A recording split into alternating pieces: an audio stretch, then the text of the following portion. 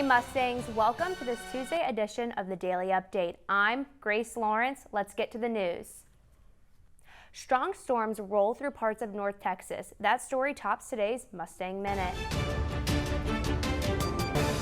One person is dead after storms raged through parts of North Texas Monday night into early Tuesday morning. Heavy rain and hail caused a path of destruction, knocking trees into homes and bringing down some power lines. The most damage was reported in Johnson and Collin County. A 71-year-old man was killed in East Texas when a tree fell on his home. Fires believed to have been caused by lightning broke out in several areas Monday night, including in Johnson County. That fire is still burning at a wooden pallet manufacturing plant. Weather experts are now trying to determine if tornadoes or straight-line winds caused the damage. Police are still trying to figure out what led to a deadly shooting at an outdoor concert venue in South Dallas over the weekend. A total of 16 people are now reportedly injured from the shooting, but their conditions are unknown at this time. The police chief says even off-duty officers were at the event, but they left before the shooting happened. This is the second mass shooting in Dallas in the last 3 weeks. Police haven't named any suspects and there have been no arrests. This latest information was provided by SMU alum Hannah Jones and NBC5 DFW. Rock Chalk Jayhawk, Kansas defeats North Carolina to win the 2022 NCAA Men's Basketball Championship. This is the fourth championship in program history for the Jayhawks and their first since 2008. Kansas clawed its way back after a 16-point deficit, the biggest comeback in history for a championship game. Senior guard Ochai Agbaji, reigning Big 12 Player of the Year, won the Final Four MVP and had 12 points in the championship game. Other key players in the win included David McCormick and Jalen Wilson, who had 15 points each.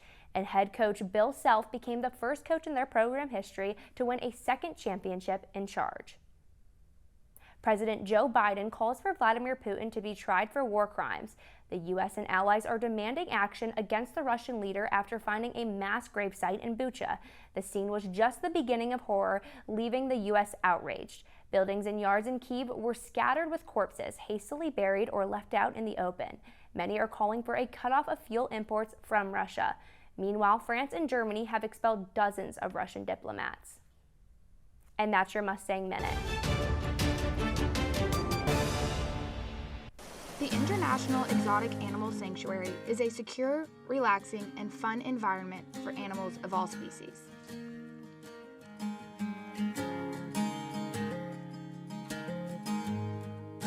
We have over 75 different animals here. We have 30 bears, 32 cats, including lions, tigers, cougars, jaguars, cheetahs, servals, ocelots, bobcats.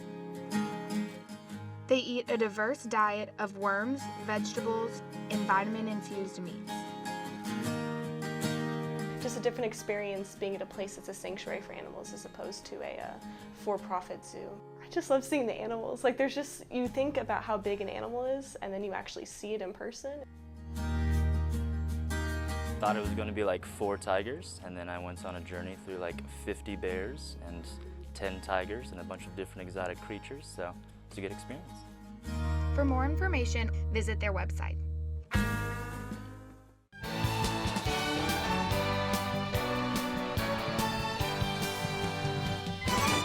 Hi Mustangs, I'm Anna Leist here with your 5-day forecast. After those storms from last night, Dallas is heating up. Tuesday's high will get up to 90 with a low of 57.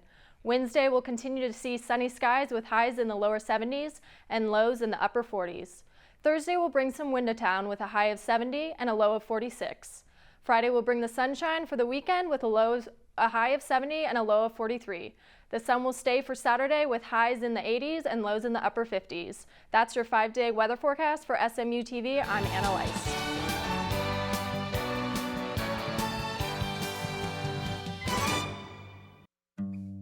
The North Texas Food Bank serves 13 counties in the North Dallas area.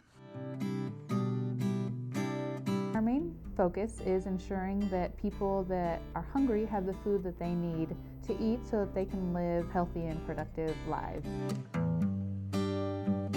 Through the help of volunteers, food is boxed, sorted, and sent out to people in need.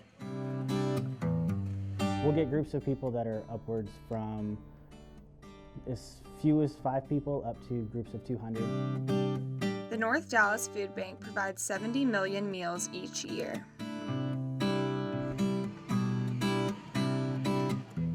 What we know is that, if a person's hungry, there's no way that a child can learn, that an employee can thrive. And so we really are that force that's helping, move North Texas forward. For more information, visit ntfb.org.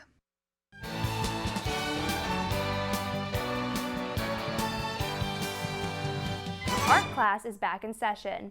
Students and staff in the SMU Art Department are back in their new wing.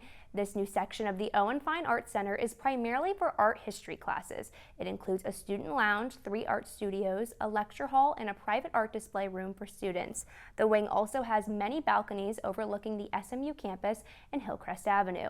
Faculty members are beginning to settle into their new offices after almost 2 years of working in the building across the highway. Many say they are happy to be back in Meadows, trying to get at least one area of the building back to normal. Renovations in other parts of Meadows continue. Well, that's all we have for you, Mustangs. Remember, you can find us on Facebook at facebook.com/SMU Television and follow us on Twitter at SMU TV. If you have any story ideas, shoot us an email, smutv@smu.edu. Thanks for watching this Tuesday edition of the Daily Update. Tune in Wednesday for more news from the Hilltop. Until then, have a great day and pony up.